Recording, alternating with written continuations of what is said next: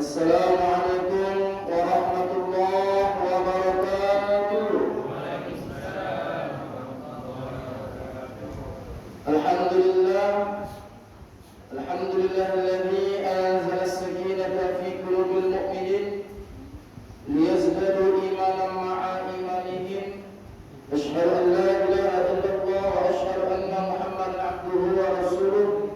Allahumma shalli wa sallim wa barik ala sayyidina Muhammadin wa ala alihi wa sahbihi ajma'in. Rabbi ishrah li sadri wa yassir li amri wahlul 'uqdatam min lisani yafqahu qawli, amma ba'du. Yang sama-sama kita hormati Bapak Pengurus Musalla Jamiatul Muslimin beserta jajarannya.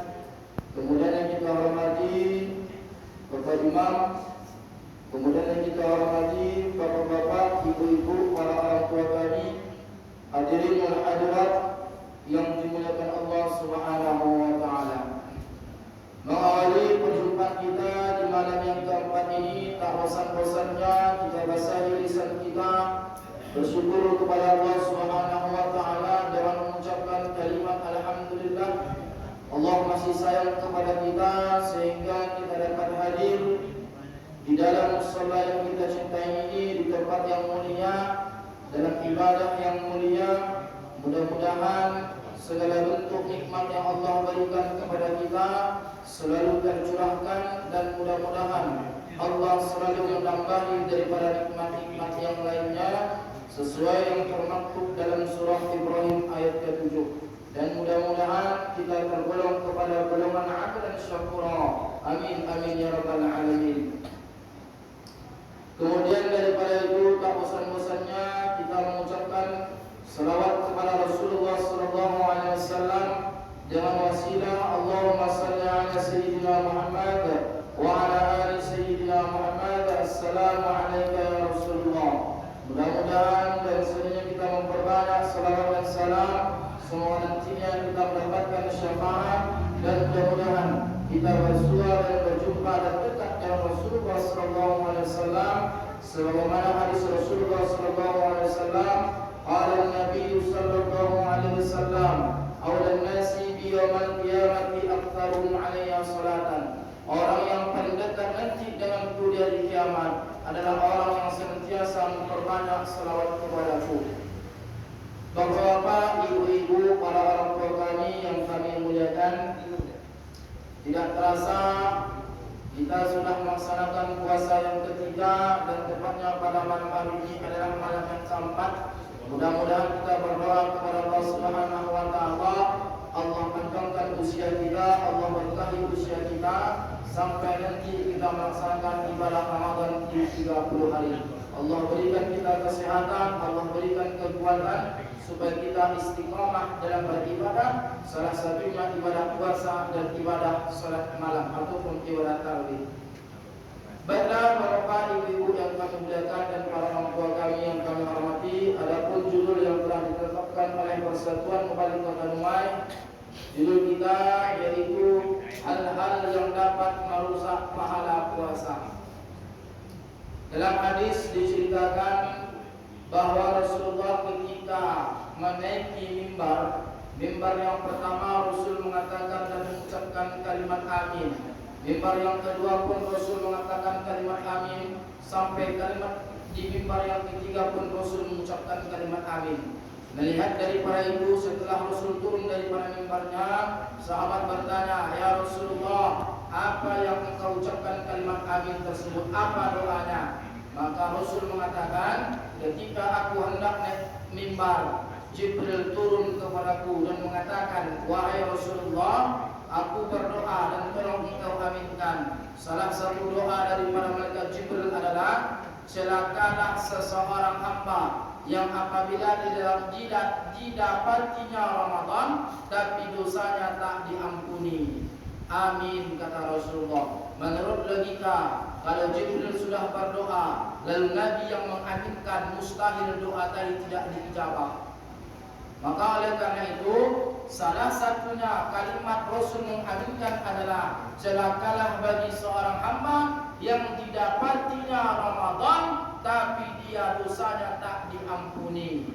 Maka inilah judul kita pada malam hari ini, hal-hal yang dapat merusak pahala puasa. Bukan membatalkan puasa, hal-hal yang dapat merusak pahala puasa. Kalau hal-hal yang dapat membatalkan puasa, berarti puasanya wajib diqadha. Ini adalah hal-hal yang dapat merusak pahala puasa.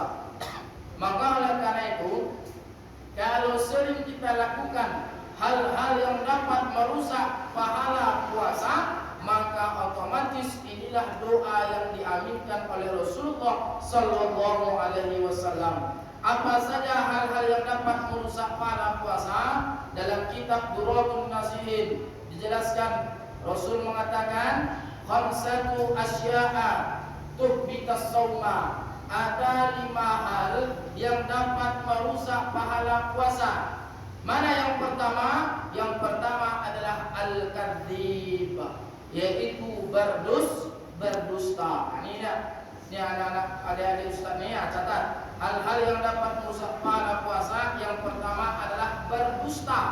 Maka oleh karena itu, Bapak Ibu yang kami muliakan, kesempatan kita ketika datang Ramadan, maka janganlah kita berdusta walaupun sekecil apapun. Ini dalam hadis disebutkan yang paling kecil yang sering kita berdusta itu, dalam hadis disebutkan ketika kita memanggil seorang anak, "Nah, kemarilah. Kalau engkau datang kemari, maka akan kuberikan jajan."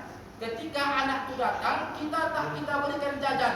Itulah sekecil-kecil berdusta. Tidak hanya dusta kepada manusia saja, kepada hewan contohnya. Ketika datang kucing ke depan kita, ketika kita tidak memberikan yang namanya makanan, kita bohongi dia, lalu kita pura-pura mengasih makan kepada hewan tersebut. Ini juga termasuk dalam bagian sekecil-kecil berdusta. Maka datang Ramadan, kita tutup lisan kita tutup mulut kita untuk tidak berdusta. Tidak hanya berdusta sesama kawan saja, baik kepada media sosial. Hari ini Bapak Ibu yang kami muliakan, teknologi semakin canggih, media luar biasa hari ini. Orang mudah menyebarkan berita-berita hoax tanpa ditabayun terlebih dahulu. Ini bahaya. Maka bagi kita yang penggiat media sosial, tidak hanya kalangan muda hari ini Bapak Ibu, orang tua pun hari ini luar biasa, tak mau kalah dengan anak muda. Ada Facebooknya, ada Instagramnya, ada yang namanya TikToknya. Ya, ketika dia menyebarkan berita-berita yang mana berita ini, sumber ini belum tahu kebenarannya, lalu ketika dia share, rupanya berita ini salah, rupanya berita ini hoax, termasuk adalah daripada berdusta. Maka oleh karena itu, ini sudah diwanti-wanti oleh Nabi kita. Maka ketika masuk Ramadan, gunakanlah mulut kita, gunakanlah jari jemari kita untuk tidak berdusta.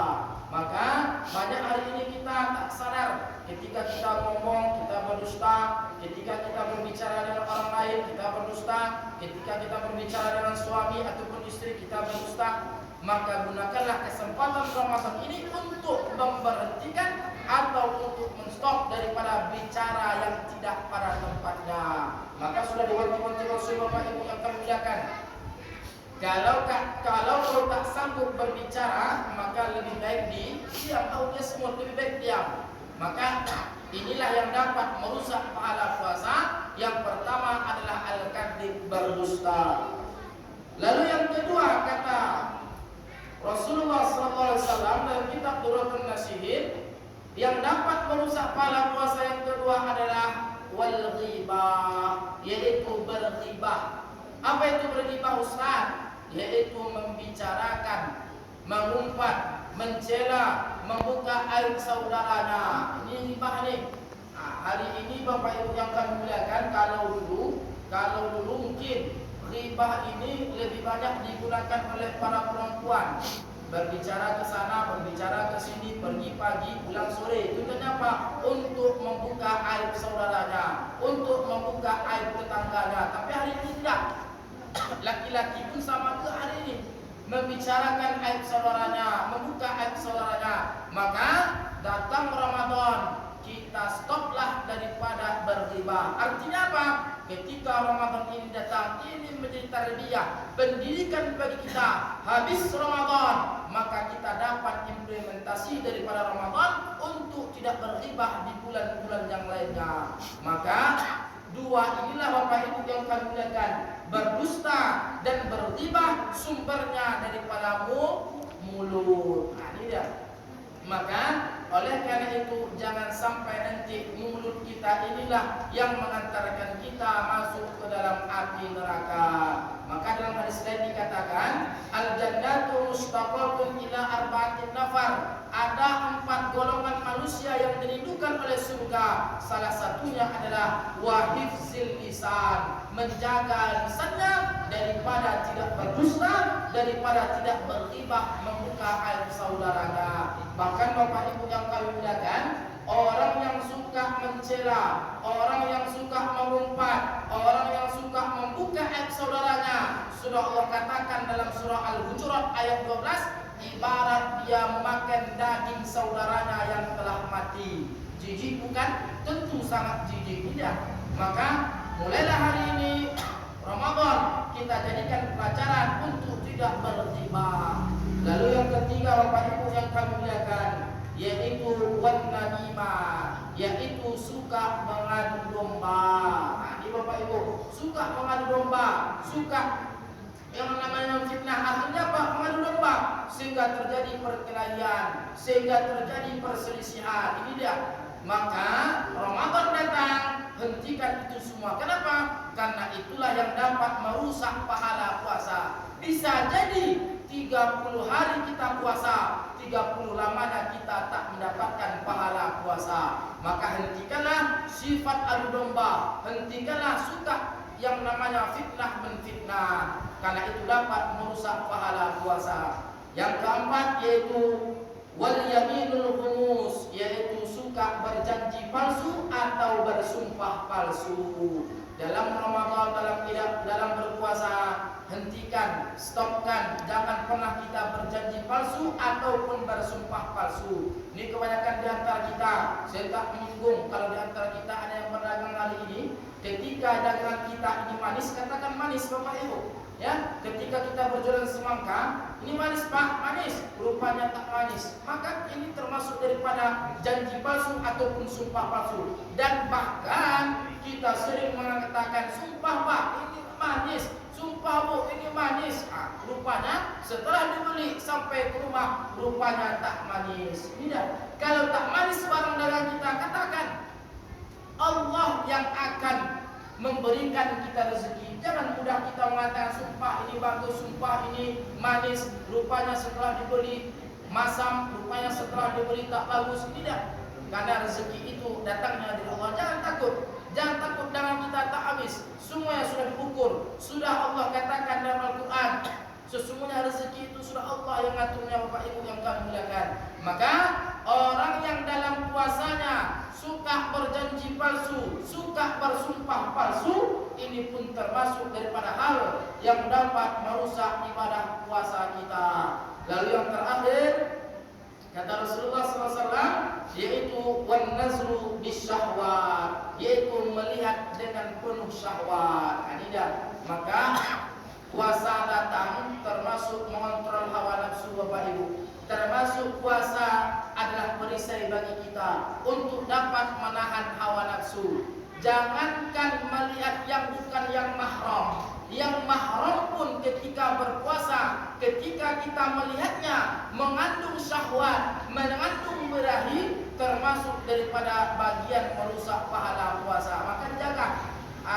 Walaupun kita Ustaz, walaupun kita Bapak Ibu yang kami muliakan, ada istri kita di rumah, ada suami kita di rumah, halal secara hukum dan agama, maka kita pandanglah, jangan kita pandang daripada penuh dengan birahi ataupun syahwat, apalagi yang bukan yang mahram kita.